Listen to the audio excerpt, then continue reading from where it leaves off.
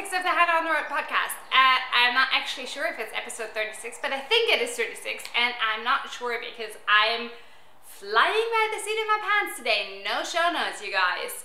I'm not sure if that's a good idea, but I desperately still wanted to record today, and I just honestly didn't have time to put together any show notes. So, disclaimer, no show notes episode. I'm Hannah, your host for today and always, and as usual, I'm coming to you from my living room in Berlin, where it's hot. It's 31 degrees centigrade here, which is 87 degrees Fahrenheit if my phone's not mistaken, and it's freaking warm, and it's not even June yet, and I'm melting. So apologies for any sweat beads that you might be seeing, and for the only thing that's saving me right now is my cup of iced coffee out of this wonderful handmade mug from my friend Ruth that I got for my birthday. And yeah, I don't like the heat at all, not at all. So yeah, and we're in for another week of 30-degree weather, which yay, I'm not excited about. But let's not talk about the weather, let's talk about what this podcast is about. This is a podcast about making, primarily knitting, and running a creative business. If you want to find more about me, you can find me on social media in 2 places now, because yes, that's right, I decided to split up my Instagram presence in 2 separate accounts, which I'm so happy that I did. So if you're interested in everything related to knitting and project bags and my design label, you can find all of that under hlh.designs on Instagram. And if you're interested in the creative business side of things, the behind the scenes, it's at hannaontheroad, also on Instagram.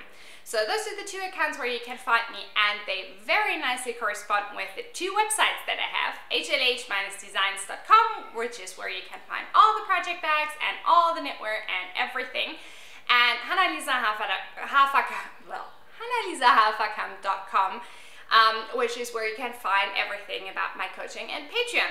So there's that. Do I have anything else administrative to talk about today? I don't think so. Not really sure. Let me take a sip of my coffee. Yes, I do. Good that I took that sip, because I want to start off this episode by thanking 2 of my new Patreon subscribers. So welcome Julie and welcome Natural Earth Farm. I'm so glad that you guys decided to join us. Yay! Welcome! And a very special announcement that I want to make today is that I am celebrating my 1-year Patreon anniversary next month, and I have a very special thing in the works for that. So backtracking a little bit, if you don't really know what Patreon is and why I'm talking about Patreon, Patreon is a platform where you can follow and support creators for their own work. So there are a couple of knitwear designers, for example, who you can sort of subscribe to on a monthly basis. So you give them money, in exchange you get patterns. For me, you give me money, in exchange you get creative boss tutorial videos. Yay! Win-win for both. Patreon is my way of offering my advice and tips and tricks around running a creative business for everyone who might not be interested or might not be able to afford my one-on-one coaching services. So for as little as $10 a month, you can get access to all the Creative Boss tutorials that are already on Patreon, and you can vote every single month for which video you want me to talk about, and then obviously you get access to the video. And there are also other options, so if you're just like, I was just gonna say, girl, I love what you're doing, I just want to give you $1 so that you can buy a cup of cheap coffee, you can totally do that. If you're like, hey, I want more than the Creative Boss tutorial videos, you can also totally do that. So for $25 a month, you can get the tutorial video plus a worksheet to go with that, for example. All that to say, special thing that I'm doing to celebrate my 1-year Patreon anniversary is that instead of a normal Creative Boss tutorial video, I'm doing a very tailored video just for you. So all the questions that I get from my Patreon members until the end of May go into June's video. So they can be super specific to your business. It can be something like, I'm stuck at 347 Instagram followers, and what can I do to make it better? And I'll take a look at your Instagram and I'll give you a few suggestions what you can do to make it better. So in order to take advantage of that offer, you need to pledge to my Patreon by the end of May. So everyone who pledges until May 31st and leaves their questions in the respective thread on Patreon will sort of be included in that June video. So yay! I'm going to be putting the link to my Patreon down below in the description box. But you can also just go to patreon.com and search for me, and I think you might be able to just find me through there. If you don't find me via either of those options, go to my website, hannalisahafakam.com, and there's a handy link that says Patreon. So there's that. Yay! Alrighty. Now let's get on to business. So I want to talk about a finished object with you today, and then I want to talk about a new cast on. I'm going to share a little bit about my latest collaboration with the wonderful Anne from Oysters and Purls, and a recent acquisition. And then for the creative boss part, I actually have a little book recommendation for you, and I'm going to be talking a little bit about, I just don't know yet what I'm going to be talking about. Something that comes to mind. So yeah, stick around for that. So let's, this is going great, this flying by the seat of my pants thing, right? You're like, so yeah. So, finished object. So I've successfully knitted something in, I don't know, like 4 weeks, 5 weeks, 6 weeks, just by knitting on it. So I'm not a monogamous knitter, or I didn't used to be a monogamous knitter. I always had at least like 3, 4, 5 projects on my needles, and then a few friends of mine were like, yeah, but you know, like monogamous knitting is actually really good. And I was like, okay, so I'm gonna try that. And I talk about why I love it in my last episode, and it's meant that I can proudly present my finished hay sweater! Yay! Okay. This baby is damp because I just blocked it this morning, which was kind of stupid. If you know that you're going to record a podcast episode throwing your finished object into water in the morning, not the best idea, but you can still see it. So, I'm so happy with how this turned out. So once it's dry, I'm going to take a few finished object photos, and I'm probably going to share them in my next episode. But for now, like, let me just say that I love this sweater so much. I loved every single stitch of this, and it's one of these very special projects where not only did the combination of pattern and yarn work exceptionally well, but it's also both the pattern and the yarn has been produced or written by friends of mine. So it's just it's one of those magical things that just has so many memories and feelings associated with it. So I'm so happy that this is done. Let's talk a little bit about it, shall we? So the hay sweater is a design by Claire Mountain, who goes by Sister Mountain under that's her knitwear design brand. And it was originally published, this is really awkward, I'm just like holding this. I don't even know how to hold this, so I'm just gonna hold it like this, maybe, awkwardly. So this was first published in Line magazine #3. It was actually the cover picture, and it's since been published as an individual pattern. There's a cal for it running right now, which I believe is still running for a few weeks, and this is definitely something that you can knit in a few weeks if you should be inclined to do so. And Claire is wonderful, and the pattern is super well written, so I can only encourage you to cast this on or put it in your queue if you are still looking for a winter sweater or like a transitional season sweater. The design itself is knit from the bottom up, and then you sort of work the, I don't want to say too much because it's a paid for pattern obviously, but you sort of work the back and you work the front separately, and then you seam them at the shoulders, and then you pick up for the sleeves and knit the sleeves. So it's a pretty classic construction.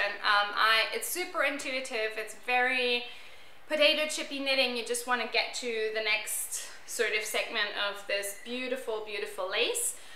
It has a ribbed bottom, which I really, really love because it combines two different types of ribbing, and then it's stockinette, and at the sides you have this sort of lacy, geometric lacy panel, which I really love, and I think it gives it a super, super modern touch. It has like the neckline. I just love the neckline. I love how it sits. I'm not someone who loves crew neck sweaters. I don't love anything that's too close to my neck, and this has just the right amount of width. And it's also really, it's just super flattering. It's boxy, but not like, you don't get lost in it. And because the sleeves are quite slim and they end in these really long ribbed cuffs, which I love because you can wear them like this, or you can actually fold them over should you want to do that. It's just super, super flattering. So I really, really, really love the pattern. Well done, Claire. It's amazing. The yarn. We need to talk about the yarn. So this is the yarn, and this is going to make a second appearance later on in this episode. It's Oysters and Purls, hand dyed, naturally dyed by my friend Anne from New York. And this is her new base. It's 100% Corriedale, and it's something between a fingering and a sport weight. So I think she classifies it as a sport weight, 3-ply sport weight. It's a little bit thicker than a fingering.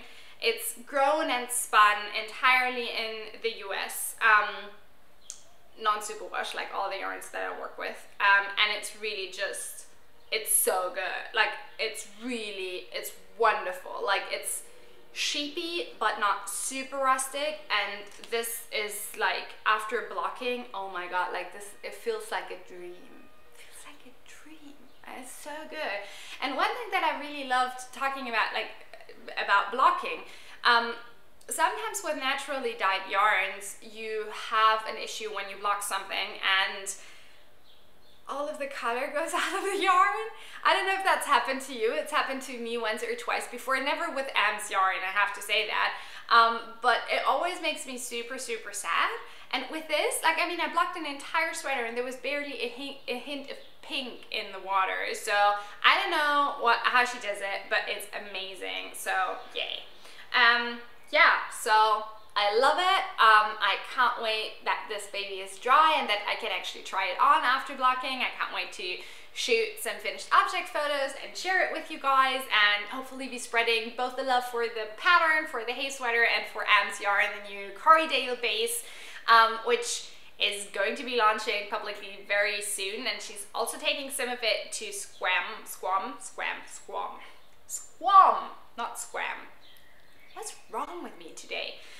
So yeah, this is really exciting news for everyone who is interested in sort of locally grown, spun, breed specific yarn, 100% Corriedale. Love it. So yay, that is my finished object, and the monogamous knitting continues because I cast on my Stonethwaite sweater. So in the last podcast episode, I shared this yarn with you. This is a new base called Lore by the Fiber Co. that's launching in September, and it's a 100% Romney Lamb's wool yarn that is bred and spun in the UK. This is the colorway Calm, and it's this perfect, it's just so good. And I have to run because I actually forgot to get my swatch, which I wanted to show you.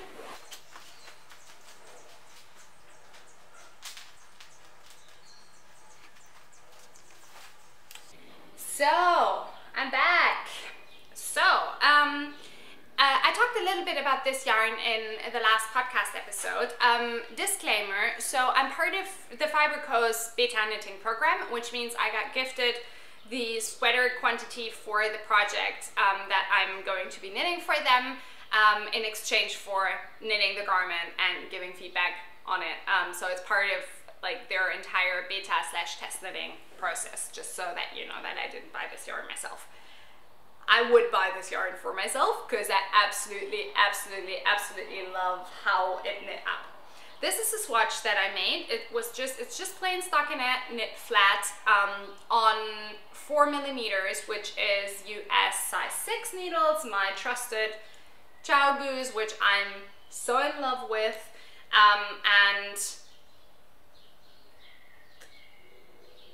holy fuck, this yarn is good, like really good, like just the type of yarn that I like it's just, can even still smell that it's a little bit sheepy. So how can I best describe it? This is incredibly warm, so my hands start sweating when I grip it like this because it's warm here, but this is also really, really warm. And it's a woolen spun yarn, and it's actually quite interesting because I actually have to check now that I'm telling you something that is not true, because no, it's a woolen spun, so it's woolen spun DK, but it's, for example, it's not the type of woolen spun that you would get, for example, from Brooklyn tweed. It has more twist to it, and it's sturdier, and I'm not sure if that's the Romney or if that's the way that it's been spun or that it's been dyed, but it's something that I really, really like.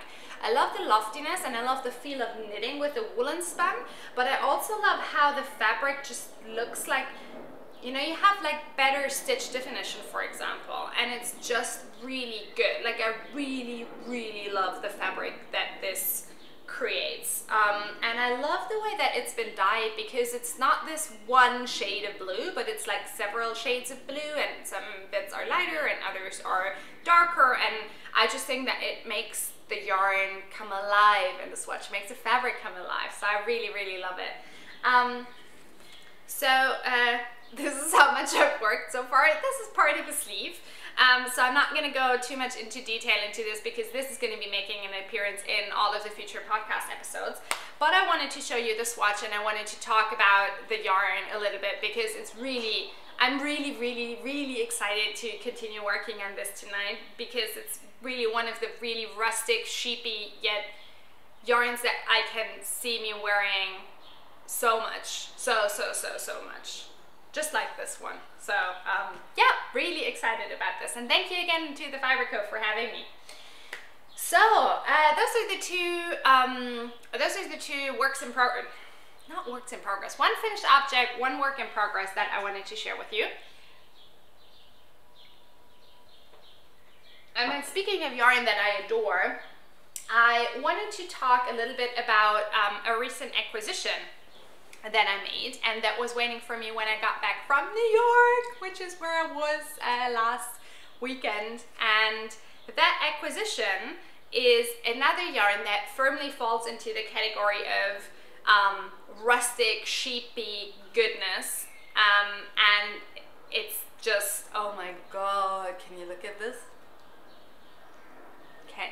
Can you even? To quote the grocery girls, like this?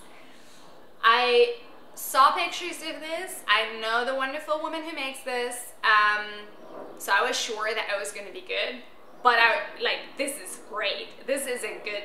This is great. And it was, I was very tempted to actually just do something quick with this before casting on the Stonethwaite pullover, but I restrained myself because I want to savor every single stitch in this yarn. Okay.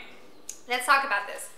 This is Mendip. I'm not really sure if you can see this. Mendip is the new yarn by Marina Skua. And this is, and just going to read this to you. This yarn is spun in England from the wool of a single flock that grazes on the Mendip Hills. It is then hand-dyed in colors inspired by nature. This is the Stormy base, which is a rustic heathery colored base. There's also another base that is purely white, but you can see, and I just love the depth that this creates with this, that this hasn't been dyed on a white base. It has these bits of darker wool in between. This is the colorway Bloom, and this is a classic 4-ply. So 50 grams come in at 150 meters. 100% British wool. I love it. It's been hand dyed, and it's just, this is gonna make a gorgeous cabled hat design, I'm thinking. Sorry, that's my coffee machine.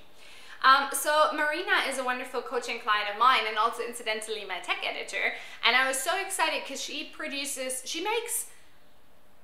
just awesome. She makes these gorgeous hand spun yarns, and then she dyes yarns. And when she came up with this concept for this yarn line, I was so excited because she actually produces color pairs. So there's this exact same color just dyed on the white base, so that you can, depending on your preference, choose one or both, or they work well together in color work. And I just really like that concept. There's no more of this yellow left, which, I mean, can you blame anyone, because this is just gorgeous. But I know that she has some of the other colors left, so I can just recommend that you run to marinascua.com and grab some of this yarn, because this is amazing. I also know that she's going to be selling at a few festivals, go follow her on Instagram if you want to hear more about this. So Mendip by Marina Scua, love it, can't wait to get this on my needles. The last thing that I want to talk about in the making segment is there's going to be a shop update. Can you believe it? This is exciting, right? Sorry. I'm excited. I'm super excited because I know I haven't been updating the shop as much as I wanted to, but there's going to be a shop update this week, tomorrow actually, which is Tuesday. And then there's going to be a shop update either next week or the week after. So for tomorrow, I'm launching a wonderful new collaboration with M from Oysters and Purls. I just love collaborations with other makers, especially with women makers, because it's always so inspiring just figuring out what we want to do together, come up with color schemes, come up with concepts. And this time we actually decided that we were going to do a sock kit for you guys, and then that was just around the time that I started designing socks, and I was like, well, I mean, you know, I could design like an exclusive sock pattern. And I designed this pattern, and we both just completely fell in love with it. And the collaboration is very dear to my heart because it also, for me, celebrates our friendship. Em and me, we met I think 2 years ago probably now on Instagram, and we've only met each other this year in real life. We had the fortune of spending a few days together here in Berlin, and then I also saw her when we went to New York last week, and that was just amazing. It's magical, you know, when online friends, when you meet them in real life. I started thinking when I was designing the socks about the concept of friendship among women, and about how what makes friendship among women so special for me. And I think these friendships are both soft and strong. They're soft in the sense that you can be vulnerable, you can be yourself, you can talk about things like period pains and I don't know, like other, like feeling, well, that's gonna sound so stupid, but you can just be, I think, softer than you would be normally in a world where you always have to navigate your space as a woman in the world, because the fact that you're a woman doesn't matter when you're with other women. Also, whenever I say women, I mean everyone who identifies as a woman, right? Like, it doesn't, like, you know, biologically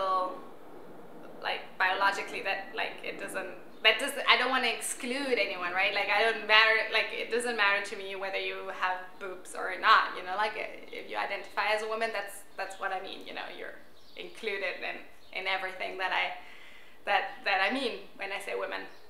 And that was very awkwardly put, and I hope I didn't offend anyone, really, and I hope you know what I mean. Anyways, but I think the second facet is that women together can be so strong. Women alone are super strong, and it's just amazing if all of these expectations of handling yourself as a woman in a pretty male-dominated world just fall off your shoulders, and you can just be yourself, and you can be proud of your work, and you can be amazing, and you can be proud of your other friends. So that's why female friendship among women is, for me, characterized by both softness and strength. And so these kits are named Soft and Strong Kits, and the pattern for these socks is also named Soft and Strong Socks. I talk a little bit more about that in the pattern description and everything, but let me first share the socks with you. Yay! So those are the socks. They are knit toe up. It's a plain stockinette foot with a gusset and a heel flap with some reinforced slip stitch heels, and then it has this, I absolutely adore this lace pattern here on the leg, and it ends with a few rows of garter stitch before binding up with an Icelandic bind off, just because I just love how this looks, and it's just, I love these socks. I'm so happy with them. My testers were happy with them, so yay for that. And I just really, really hope you guys like them as well. They're going to be exclusive for a little while we launch the patterns. They're going to be available as a single pattern at some point later this year, but we haven't decided yet when exactly. So soft and strong socks, I really, really love them. They've been professionally tech edited, they've been tested, all of that jazz, and yeah, I just really love them, and I hope you guys are going to love them as well. So in the soft and strong socks kit, you get a pattern, an electronic pattern of for the soft and strong socks. You get the yarn with which you can knit these socks, or with which they've been designed, and you get a project bag so that you can actually store your yarn and your socks in the bag. Isn't that amazing? The yarn that I designed this with is something that you've seen before, because it's the same base that I used for my hay sweater. It's the 100% Corriedale, and this is actually the very first time that this yarn is going to be available, which makes me so excited, because it's amazing and you guys need to get your hands on it because it's just so good. So I'm really, really honored that Am decided to launch this sort of together with this collaboration. So you get 100-gram skein, which is plenty for this pair of socks, and probably one for a friend. So you get a lot. You can get at least 2 pairs of socks out of this one baby, unless you have like really big feet, but like, yeah. So I'm really, really happy. And then together with this, you get this, which is one of my medium-sized project bags in a fabric that's super exclusive, that isn't coming back. It's this gorgeous, soft, textured, green, bluish hue that I don't have a name for. I'm calling it sort of like light sea foam, grassy something in the product description, but I love it, and I love how it looks with those. Isn't that amazing?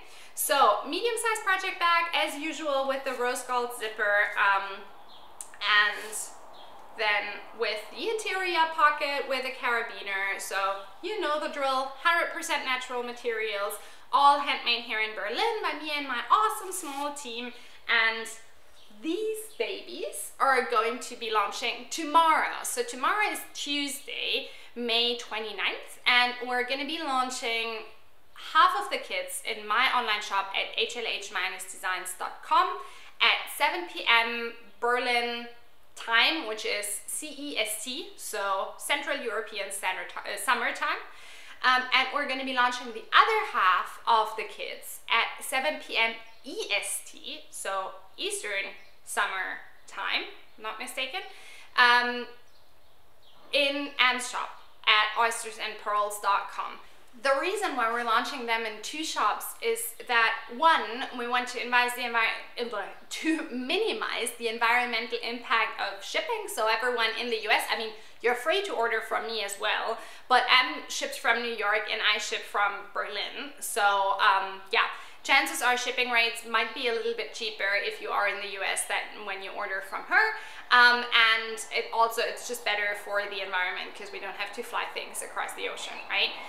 Also, we're doing this at 2 different times because for past collaborations, things have sold out super, super quickly and people were really disappointed. So if you didn't grab a skein or a kit in my shop update, you always have the chance of grabbing one in Em's shop update. So Tuesday, May 29th, 7 p.m. CEST in my shop and 7 p.m. EST in Am's shop.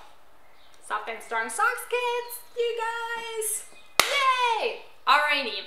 So with this, we are at the end of the making part of the podcast and we're swiftly going into creative business part. So I wanted to share a little book update with you, something that I've recently finished reading and that I thought you might be interested in, and then I also just wanted to chat a little bit about what's been going on here behind the scenes. So let's talk a little bit about the book. I actually got this as a birthday gift from my parents. I wished for it, and they generously enough gifted it to me. And it's The Year of Less by Kate Flanders. So if you've been following me for a while, you know that I'm a big fan of the Slow Home podcast by Brooke McEllery, and I'm constantly striving towards creating a more slow and sustainable life and business and all of everything that encompasses life. When she recommended this book, I'd actually been following Kate for a while on Instagram. I made sure to put it on my wish list because Kate actually introduced me to the concept of a shopping ban. So what Kate did is that she went on a shopping ban a few years ago and decided to not buy anything, basically, for an entire year. So obviously there's exceptions like groceries, and also when something broke that she really needed, she could replace it. And that inspired me a few years ago to stop shopping for clothes for an entire year, which has propelled my entire thinking about sustainability and slow living and slow fashion into overdrive, essentially. And it's informed a lot of the decisions that I make right now. So I was really excited when I heard that she'd written a book about the Year of Less. And I was also really excited that Brooke recommended it, because I've never gone wrong when I followed any of her recommendations. The subtitle of the book is How I Stopped Shopping, Gave Away My Belongings, and Discovered Life is Worth More Than Anything You Can Buy in a Store. I started this a few days ago and finished it in one sitting, which it's been a long time since that has happened, and it speaks for just the quality of the book in terms of sort of like how you just want to keep reading, you know, like you just want to keep, you don't want to put it down, you just want to hear what happens next. And I think part of that is that the book is cleverly structured in chapters by month. So it starts with the month that she starts the shopping ban, and then it follows her through the year, and it follows her through the life that she leads in this year. But it also touches upon different subjects in each month, and I just love this combination of the two. And although I think I am already very mindful of how much I spend, I just loved the insights of that when you decide that you're doing a shopping ban, it's not really about buying nothing. It's about uncovering the triggers and the habits that you associate with shopping and what you're burying through shopping. And that's something that I'm not that much struggling with shopping anymore, but it's something that I'm struggling, for example, with food, that I use food to reward myself the same way that other people might use shopping to reward themselves, because that's how I think a lot of us have been brought up, you know. And just thinking about the parallels of these two things, and these two, it's not, I wouldn't call it addiction, it's like, at least to the extent that she talks about shopping and to the extent that I think about what I do with food as reward, but it still is an issue to think about and to uncover the whys behind it, and to think about ways that you can manage this better, if you want to do so. So that is one thing why I really like this book. But the other thing, and this is why this is in the creative business segment, is that it's also, I think, a really good book just about finding meaning, and how to deal with situations that just get thrown at you when you are already in a vulnerable state. And I don't want to sort of tell you too much about the book, because that essentially takes it away, but there are parts of the book that really, where a lot of shit is thrown at Kate, and reading about how to handle these situations and how something like a shopping ban or a habit changing can help you through these situations and can make you more resilient is something that I think is really, really good to learn about also in a different context than your business. Because resilience, picking yourself up after you've been thrown down, after you fell, is something that every single business owner needs, something I'm constantly working towards, and it's something that this book talks a lot about implicitly. So, Kate Sanders, The Year of Less, highly recommend it. Yeah, and then we are at the sort of update part, I guess. So I haven't prepared any Q&As for this part of the podcast. Usually I tend to pick at least one or two questions from either previous comments or just topics that I've been thinking about, and I haven't done this yet for this podcast episode. But if you have any questions that you might want to know about my own businesses, or that you might want to ask me about running your own creative business, just feel free to put them in the comments down below. So a little bit of an update I thought was in order to talk a little bit about where I want to go with my businesses, also especially in the light of dividing my Instagram into two.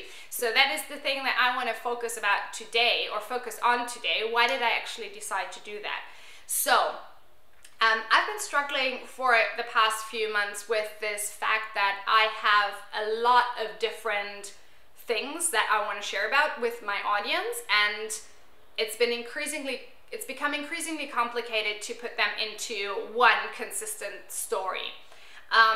There's everything that has to do with my project bag and knitwear design label, or knitting accessories label, which has been focusing on natural materials, transparency and sourcing, and then there's my coaching business and everything that I do to help other creative business owners grow and be successful in their businesses.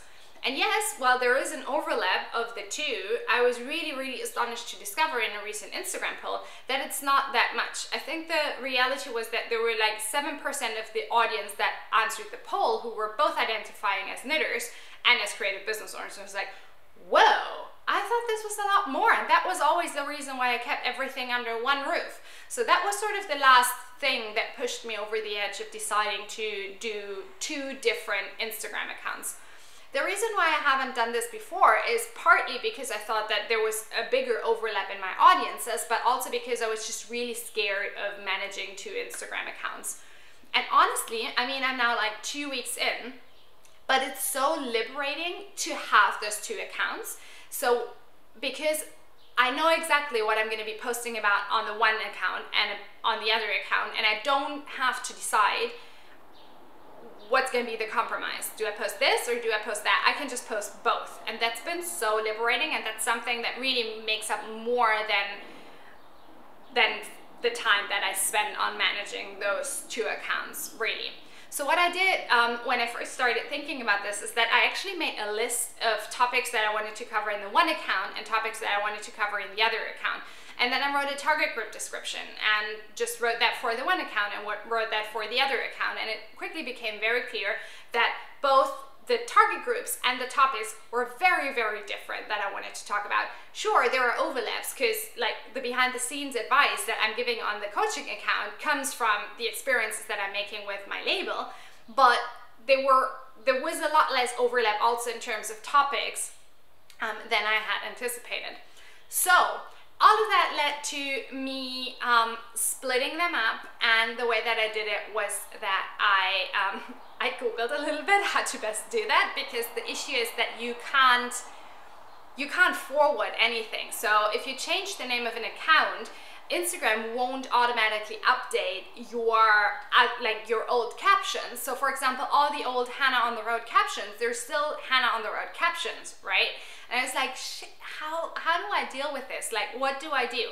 It was very clear for me that I wanted to keep the account that I had been building up for the last 2.5 years as the HLH Designs account, and then I wanted to start a new one for the coaching business. And then I read this really good tip, which I was like, why did I not think about this? So in addition to having those two accounts, you know, I also added back in, after I had changed the name of the Hannah on the Road account to the HLH Designs name, I added the Hannah on the Road account back into my accounts, and I just created one post where I explained where Hannah on the Road is now and where you can find me, which is amazing because now with all the old captions and everything, and if someone tags me with the old name and everything, people can still find my new work. So that's really cool, I think. So that's how I did it, and then I just wrote a few posts explaining for both accounts why I did it and what people can expect. And it was really interesting because I didn't really lose any followers on the HLH Designs account, and pretty quickly I'm at about like 230, 240 followers at the new account right now, and it's just been such a great experience, and I got a lot of positive feedback, which just sort of confirmed me in that this was the right decision. So if you are curious about this, I know that I've been always saying I want to keep it in one. Now it feels good to have two. So I guess it's just a way of growing and changing with what you need in your life and in your business right now. So that's everything for today. Remember, if you want to take advantage of my very special 1-year Patreon anniversary video offer thingy, you need to pledge to my Patreon by May 31st. The link is going to be in the down bar below, and I would love to have you there and help you figure out how to get shit done with your creative business. And I can't wait to chat with you again in 2 weeks. Also, don't forget that these babies are launching tomorrow on Tuesday. Alrighty, loves. Bye!